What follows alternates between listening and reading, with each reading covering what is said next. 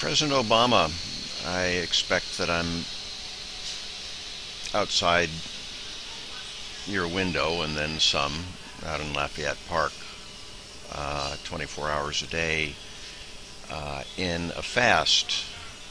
The fast part began at midnight last night.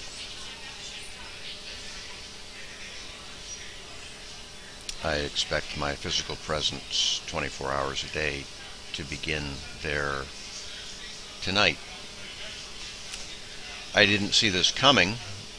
I've done many major hunger strikes before, 4 to 6 I suppose in the last 5 years or so. But I didn't see this coming. What happened was yesterday afternoon I realized I owed you and the DNC a note. No illusions, it would be seen. But I realized I owed you guys a note, and this is the note. DNC, too bad if you blow me off on this. I worked my butt off 4 years ago for President Obama's election, and I'm so thrilled I did. I love him more than anyone on earth. My life for 3 years has been 100% devoted at unviolent war. Everything I am, everything I have, every breath, true, to avert the equivalent of U.S. and species-wide Armageddon. 1. Environmental ruination, global warming, earth destruction, the population bomb, the poverty bomb. Plan B 3.0 by Lester Brown spells it out the best, by far. And 2. Averting the final moral ruin and possibly World War III, given the U.S. policy equivalent of supporting the insane right-wingers in apartheid South Africa or 1930s Germany. Our by policy supported the insane, totally lawless right-wingers in Israel in their lawless occupation of Palestinian land that they're expressly forbidden by all international law, most recently articulated in 2004, wasn't it, at the International Court of Justice, a virtually unanimous ruling. I believe President Obama is with me totally in spirit, DNC, on these two issues. I'm sure of it. I think he has calculated that the best thing to do is to finesse these two with all of his massive skill. But he can't do that. He hasn't the right. Americans need to be given the opportunity, the full opportunity to fight these two fights, or we, our very soul, our country, and a habitable planet are gone. He can't fix these for us. If he declared war on these two issues, it would cause him to lose the election. It could cause him to lose the election. He knows that. I know that. But if he doesn't, he has with certainty, through the omission, lost America, her soul, her home, earth. What profiteth a man or a nation or a president for a nation to win the whole world, but to lose her soul? It's just kicking the can down the road. That's not what President Obama is there for. I'm going to stay at unviolent, all-out war on these two issues, every breath, 7 days a week, every waking second. If and when my beloved President Obama declares that he too is at all-out war on these issues, I'm alongside him. But I won't leave these two wars.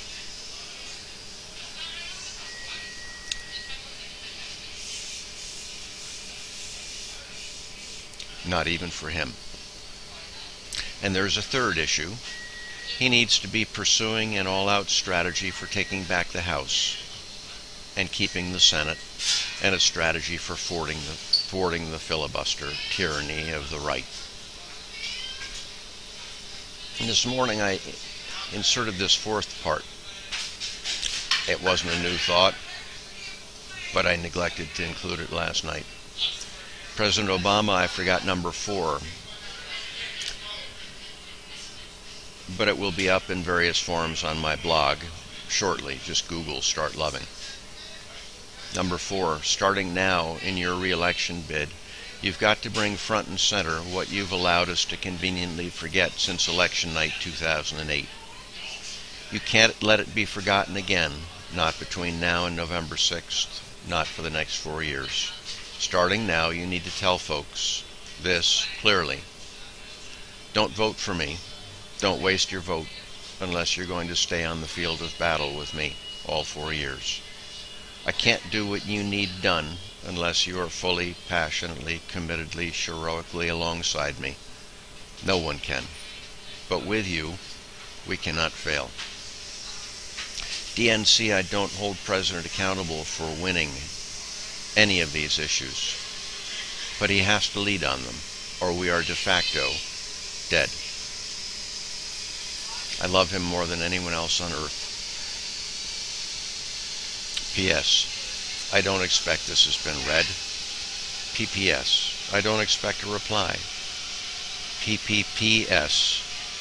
Please do not reply unless and until the reply is fully and totally up to the gravity of my message here.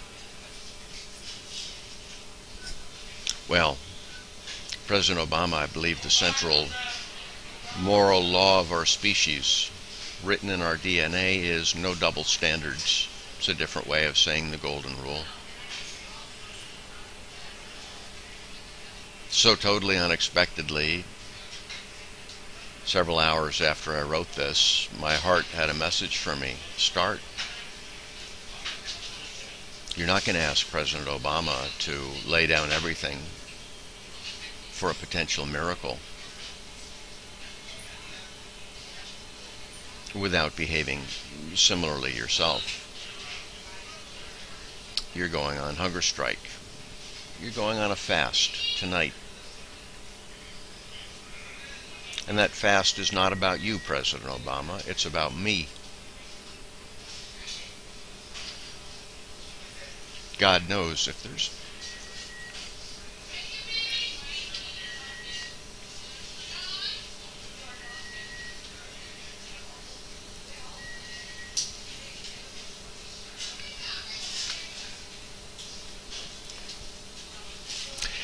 anyone on this planet that's been doing their job for humanity, it's you. And more recently, Michelle. But you weren't brought here.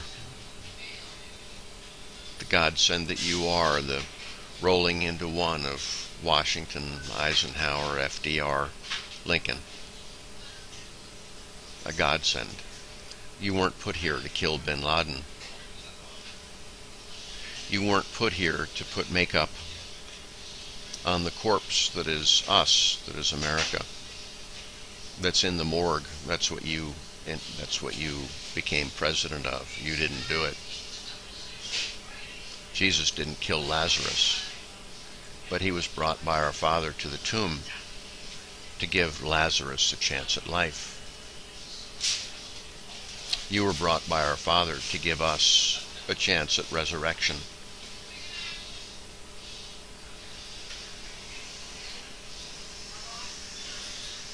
I think it's hopeless.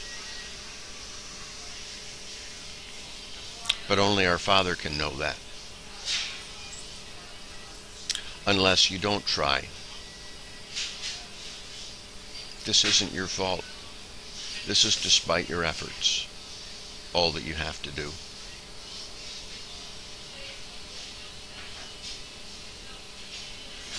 When I say that we're dead, we're in the morgue, I'm not slandering. Was the great rabbi the greatest in hundreds of years? Abraham Heschel, was he slandering America and the West when in 1938 he declared us dead? Totally godless.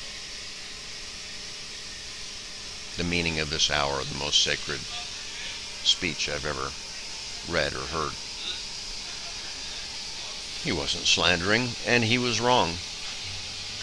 America showed that it still had a soul in its heroic efforts in World War II. America showed it still had a soul through the 60s in stopping the Vietnam War finally. and in bringing some measure of civil rights. But Heschel was only off by 30 years. By the 70s, we were in the morgue. Well, maybe we were on death's door in the drunken alcoholic stupor we've been relentless at since the 70s. But we were dead. No, we're in the morgue. And you weren't brought here to put makeup on the corpse. You were brought here to lay your hands on the corpse. And then it's up to our Father whether we respond.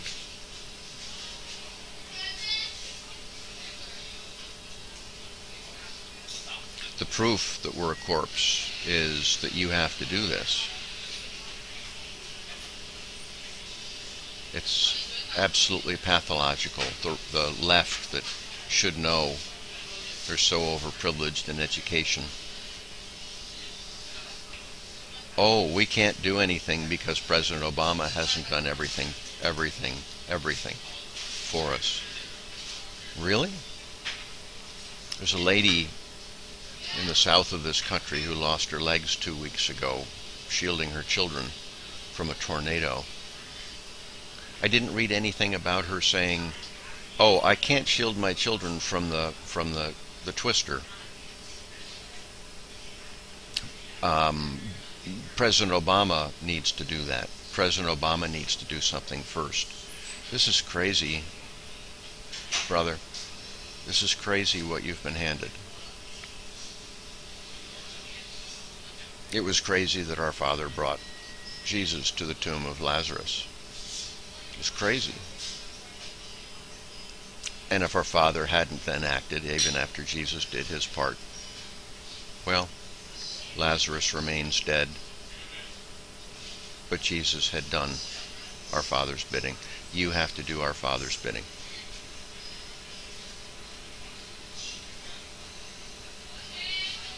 And I have to do my part. I want to do my part. To be a prayer.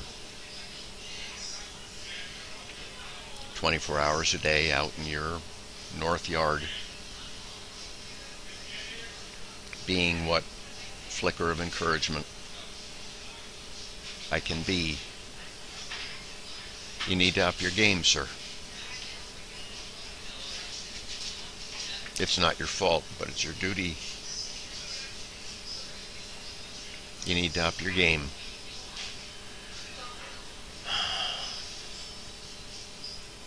It's entirely doable. It is entirely doable. It's virtually a slam dunk. If the center in this country, and some of the people on the left, and some of the people on the right, allow their better angels to come to the fore, as you so wisely call forth, it's entirely doable. Plan B 3.0 lays it all out. It's better than 4.0 and World on Edge. The science was right in the 2008 3.0, and it's much better structured. Get in Lester Brown. Is it a perfect plan? No. No plan is. But it's the right architecture. We have no more time to talk, sir. If you do your job and our Father decides that it's enough, there will be hunger strikes on college campuses and high school campuses all across this country to give you the political capital, the political cover you need to stand down my insane brothers and sisters on the right in this country. To shame some of the cowards, the parasites on the left, my brothers and sisters all, the so-called progressives, to shame them into acting, but mostly calling forth the better angels of our brothers and sisters in the center. There's no more time to talk. We need to destroy the earth-killing meteors, the population bomb, the poverty bomb, the carbon bomb, by 2020.